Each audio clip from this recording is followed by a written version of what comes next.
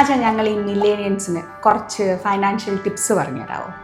സാധാരണഗതിയിൽ മില്ലേനിയൻസ് എന്ന് പറയുന്നത് 1980s ലേറ്റ് 90s ഇടയ്ക്ക് ജനിച്ച ആൾക്കാരാണ്.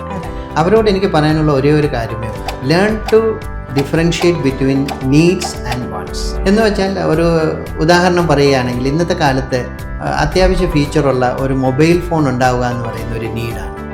എന്നാൽ ഏറ്റവും ലേറ്റസ്റ്റ് ആയ iPhone 17 വേണം, സാംസങ് ഗാലക്സി വേണം എന്നൊക്കെ ആഗ്രഹിക്കുന്നത് ഒരു വാണ്ടാണ്. അപ്പോൾ അത്തരം വാണ്ടുകൾക്ക് വേണ്ടി ഇൻട്രസ്റ്റ് കൂടിയ പേഴ്സണൽ ലോൺ എടുക്കുക, ക്രെഡിറ്റ് കാർഡ് സ്വൈപ്പ് ചെയ്യുക, ഇതൊന്നും ഒരിക്കലും ഡിസൈറബിൾ അല്ല.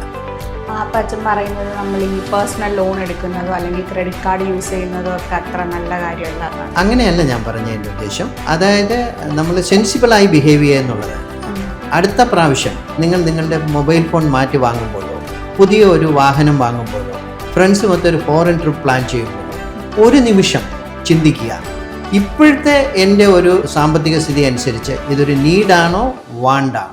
ഇതൊരു നീഡാണെന്ന് നിങ്ങൾക്ക് ഉറപ്പുണ്ടെങ്കിൽ മാത്രം നിങ്ങൾ അതിനായി ഒരു പേഴ്സണൽ ലോൺ എടുക്കുകയോ ഒരു ക്രെഡിറ്റ് കാർഡ് ഉപയോഗിക്കുകയോ ചെയ്യാം. എന്നാൽ അതിൻ്റെ ഇൻസ്റ്റാൾമെൻറ്റുകൾ കൃത്യമായി അടയ്ക്കാൻ മറക്കരുത്. ഇത്തരത്തിലുള്ള കൂടുതൽ പ്രാക്ടിക്കൽ ടിപ്സിനായി ഞങ്ങളുടെ ഇൻസ്റ്റാഗ്രാം പേജ് ഫോളോ ചെയ്യുക. Till we meet again, take care.